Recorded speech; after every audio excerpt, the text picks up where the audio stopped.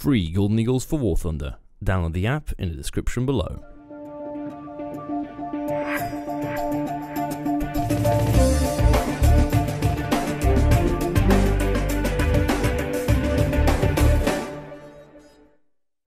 Hey guys, welcome back to War Thunder and welcome to a Ultimate Gameplay edition of the CL-13. Not only are we going to be taking a look at the gameplay of the actual aircraft and talking about how you can implement it as effectively as possible, but we're going to have a discussion about why M350 cals might just be the best weapon for you.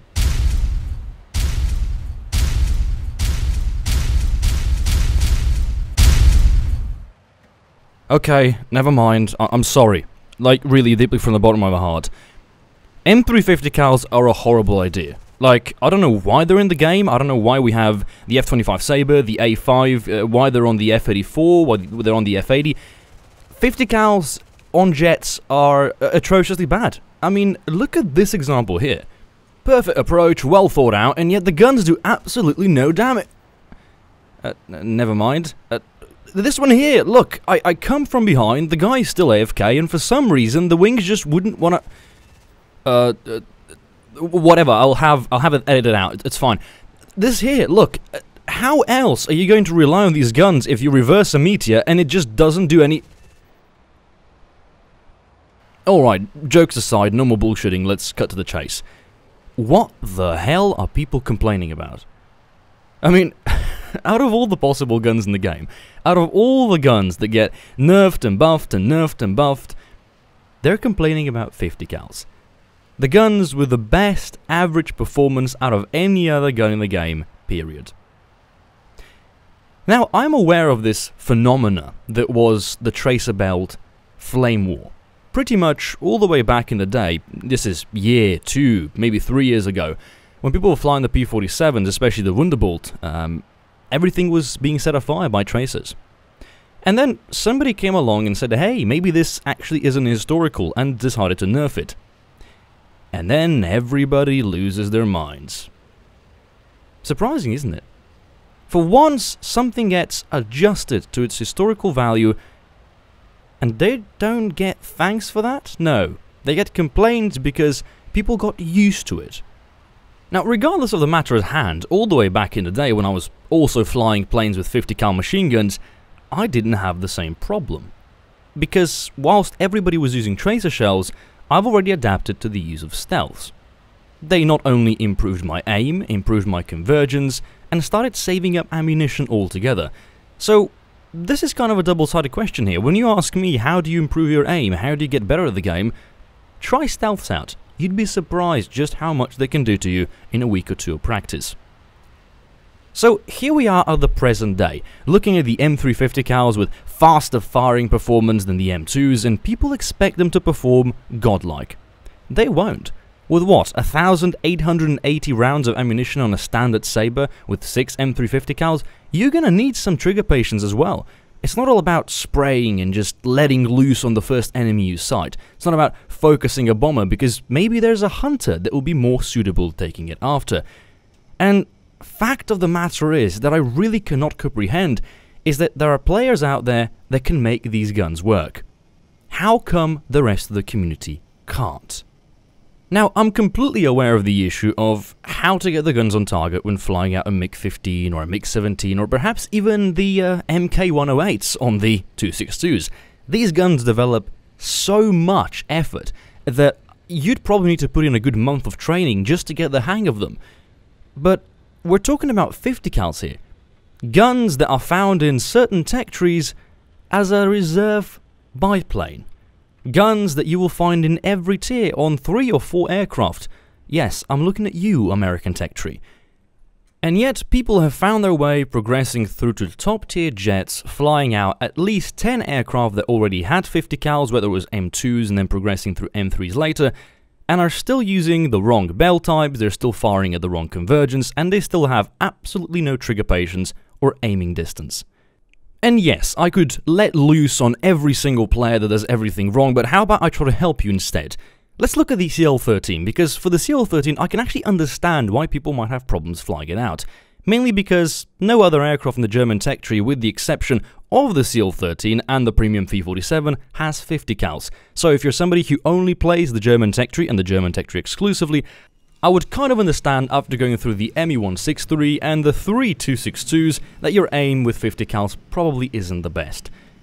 Now the plane is a joy to fly, so let's take a look at an average match. We start on Korea because it is, after all, the 90% of matches that end up here. Hopefully it's not Spain. Spain is shit. Korea, by the way, is probably, arguably, the best jet map we currently have in the game. Now, I prefer the back door, which means that we're going to be taking off from the rear end of the runway, doing a 180-degree turn, and taking off with the use of our takeoff flaps. That way, we're now going to make our way in a bit of a U-turn. We're not going to go directly into the enemy, we're not going to be rushing them, but rather, in a way, rush flanking them. The idea is quite simple. Get them from behind, because, frankly, you're always going to find an American player in an F9F that is climbing AFK and completely oblivious. Trust me, it happens. Every game. Number 2, keep your speed up. You're in a jet, you're in a top jet, and you're in, frankly, one of the, if not the fastest jets in the game.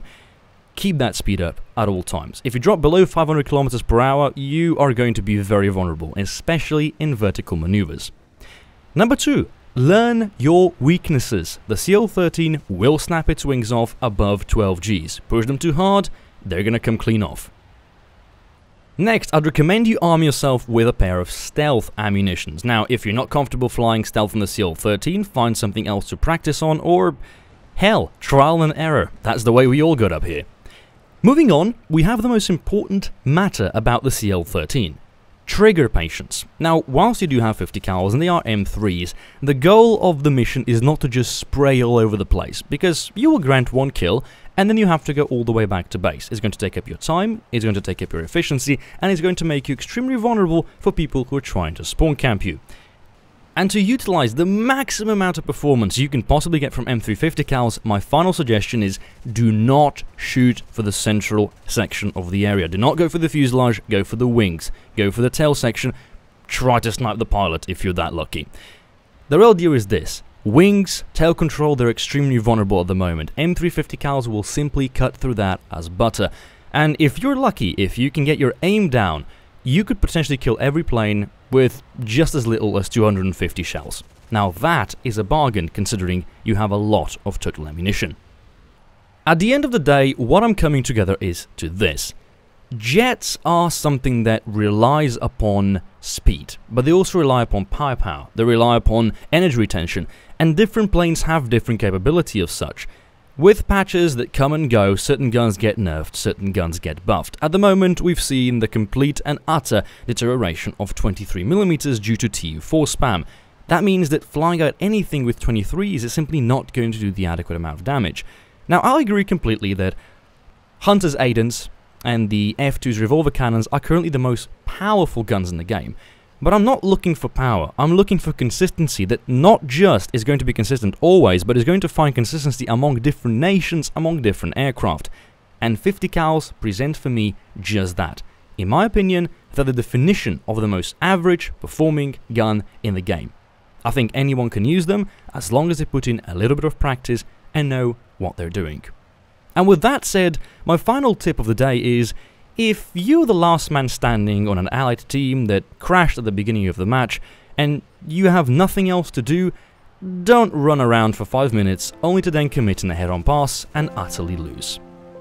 Anyway, hope you guys enjoyed the video. Make sure to let me know if you want to see more of these ultimate gameplay series. For those of you who don't understand sarcasm, you probably shouldn't be present on the internet, but for the rest of you, have a good one, and I'll see you soon. MiG-15 or a CL-13 pilot in a 1v1, you're gonna struggle, but still, the energy retention this thing has is absolutely phenomenal.